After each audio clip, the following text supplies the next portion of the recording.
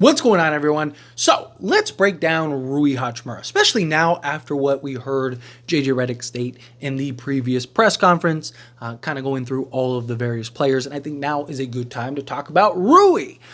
So right off the bat, Rui was announced as a starter. JJ Redick had made that announcement actually on the Zach Lowe podcast, not in the press conference. He reiterated that at the press conference, but it was originally announced that he's going with the same starting five of D'Lo, Austin Reeves, Rui Hachimura, LeBron James, and Anthony Davis. So now, once again, Rui is essentially slotted out of position.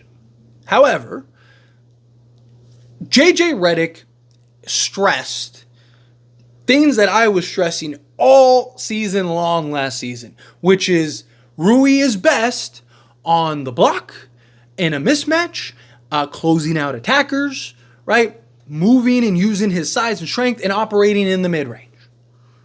And that was a just breath of fresh air to hear JJ Redick relay in that press conference when talking about Rui Hachimura. Because yes, Rui Hachimura is going to have to slot as the 3. He is best at the 4. But if you still put him in proper actions rather than just tucking him away in the corner all game, even though he's out of position, he can have more of an impact. Especially if LeBron is going to play off ball more. Especially if LeBron is going to play and be more of a shooter, right? Then it makes sense. Because on like offense, you could kind of slot Rui in positions and spots that you would want the 4 to slot in. And then on defense, to let LeBron get some rest, LeBron could kind of slot in at the 4, and then Rui would defend out on the perimeter. And JJ Redick relayed that he wants Rui to kind of focus more as being a crasher from the corners to help uptick the offensive rebounding and just rebounding period, but also defending out on the perimeter. Talked about how we really need to defend out on the perimeter. We need to do better closing out, better on just defense schemes, period. We're in the bottom 3 in that regard, which he's right.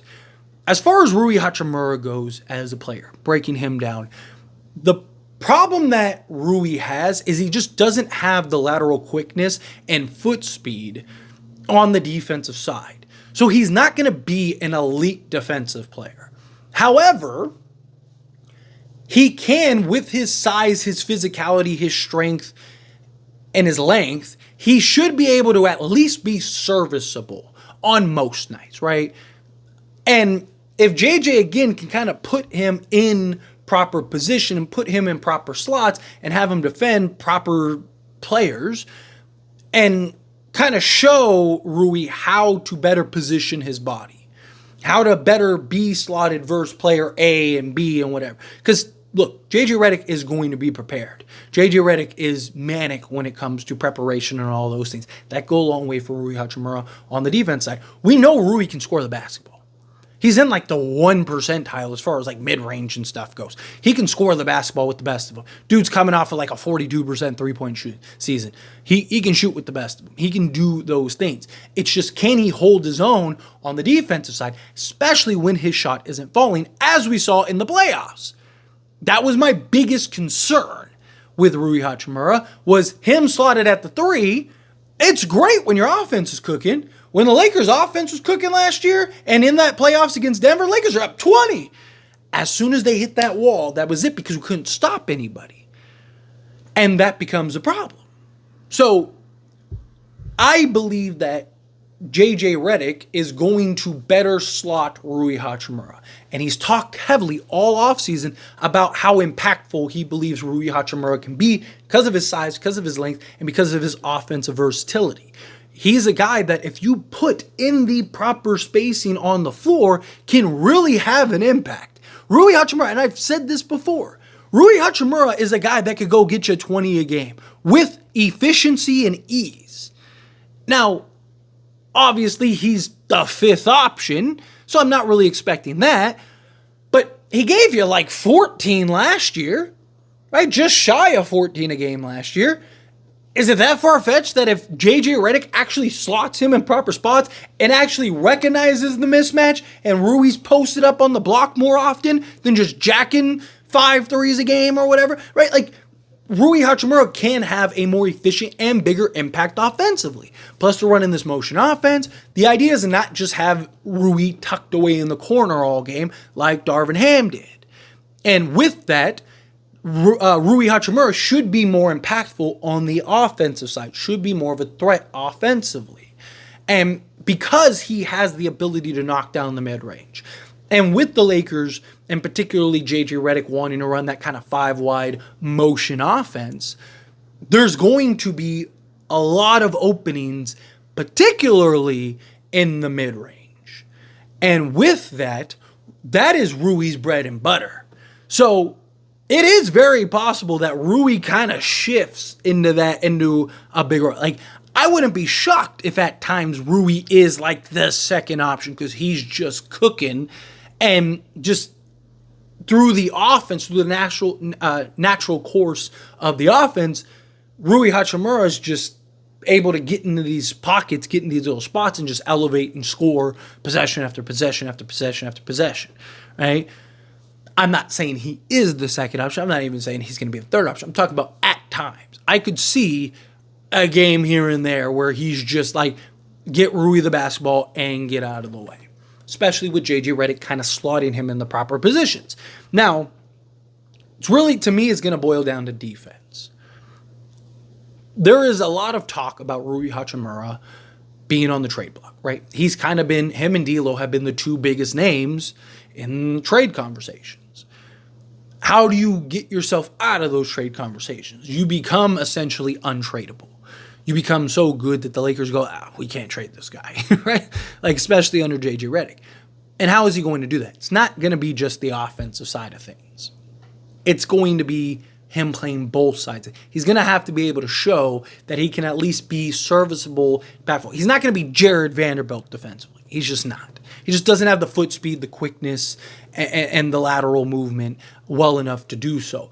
But, again, he's 6'8" with like a 7'2" wingspan. Like, the guy has the size, the physicality, and the length. He has a good lower center of gravity. He's not going to get bullied. He's not going to get pushed around. Problem is he's defending quicker, twitchier, athletic wings, which puts a lot of pressure on him to defend and have to stay in front of guys and do those various things. Right, so my hope is that JJ can kind of create a defensive scheme that kind of helps Rui, even whether it's through an individual scheme where it's like, hey, Rui, instead of doing this, do this. Or maybe it's even like game to game where it's like, hey, this guy, we want you to defend this way. This guy, we want you to defend this way. Something that JJ Redick said that I thought was interesting was, he talked about there being these pods. And all throughout the team, each coach has their players that they're accounted for in that pod. And they have to basically develop and work with those guys. My hope is that that's also to a game-to-game basis, where it's like, hey, Rui, you have Kevin Durant tonight. Do not defend him. Do not press up on him, or, do not back up on him. Do not, and break it down. Like, so for example, here, let's actually break this down. Kevin Durant, one of the greatest scorers ever. Kevin Durant is going to torch Rui Hachimura. Unless Rui uses his biggest strength. For those that know, what is Kevin Durant's biggest weakness? Guys that have had the most success defending Kevin Durant, how did they have the most success? All right, I'm going to tell you. For those that just yelled it out, good job. Leave it in the comments. But for those that are like, I have no idea, Tyler, please tell me. I'm going to tell you. It's physicality. It's bumping him, being physically imposing. It is getting into the chest. It is throwing him off his game. When he's allowed to just, do his little Kevin Durant thing and then rise up and shoot and you give him space, he's torching you. He's giving you 50. But when you're in his chest and you're bumping him and he's trying to get by you and you're being physical, Kevin Durant struggles. So, for example, if I'm defending Kevin Durant, right, I am relaying to Rui, hey, this game, I need you right in his grill. I need you physical. If you pick up 5 fouls, don't worry about it. I need you to be as physical as possible on Kevin Durant. I need you to be in his shirt. You guys should be wearing the same shirt, and you just bully him every step of the way. He doesn't have the strength compared to Rui Hachimura. Those are the kind of things. Those are the little nuances that can be the difference and explaining and executing how to break down, right? You're playing, say, a Jaden McDaniels, right? Give him some space. He's not a guy that's just a super crafty offensive player, but he can blow by you and beat you off the dribble. You have a 7-foot wingspan, right? So you close the gap. You give enough space so you don't get blown by. You play it kind of loose. And then if he wants to rise up, use that wingspan to kind of close out. You keep just, an arm's length gap so that way you can close out when need be.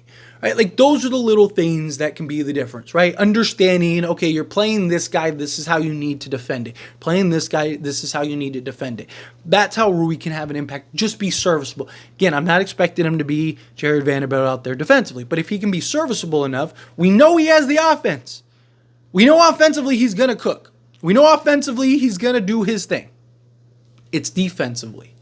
Is he going to be able to do that? But I'm excited for Rui. I'm excited to see what they do with Rui Hachimura. JJ Redick seems very confident in Rui Hachimura and what he's going to be able to do for Rui. But we'll see. We'll see how that all plays out. But anyway, as always, this is a discussion, and I pass the question on to you. Let me know your thoughts and opinions down in the comments below. What do you think? How do you feel with your thoughts? Excited to see what JJ's able to do with Rui Hachimura. Are you excited that JJ talked about where he's planning on slotting and the mismatches and stuff of Rui compared to these other teams? Again, it was so like, when he said that, I just wanted to like run through the screen and just give him a hug. Just be like, thank you, JJ. Like, I was screaming all season long to put him on the block, recognize the mismatch. Again, I'm not saying he's never going to be in the corner. I'm not saying he's never going to be slotted out of position. I'm not saying anything like that. But possession after possession after possession. There's so many times where we have just been just dead in the water offensively. Just can't buy a bucket to save your life. And it's like, you have a guy in Rui Hachimura that is one of the best mid-range shooters there is in the league. Put him on the block and let him bully his way and establish position. Like, what else are you doing? You have nothing else going for you right now. Why not try to capitalize on this guy's biggest strength? Right? But man, Darvin Ham just like refused to put guys in position to succeed. And it was just like, come on, please. It was exciting to hear JJ talk about that. But anyway, again, how do you feel? What your thoughts are? Let me know down in the comments below. That being said, if you haven't liked this video, hit that like button. Helps me a lot. It's me enjoy these types of videos, and I truly appreciate it. Not subscribe channel, hit that subscribe button. Turn on the bell notifications. Appreciate y'all. See you in the next one. Thank you.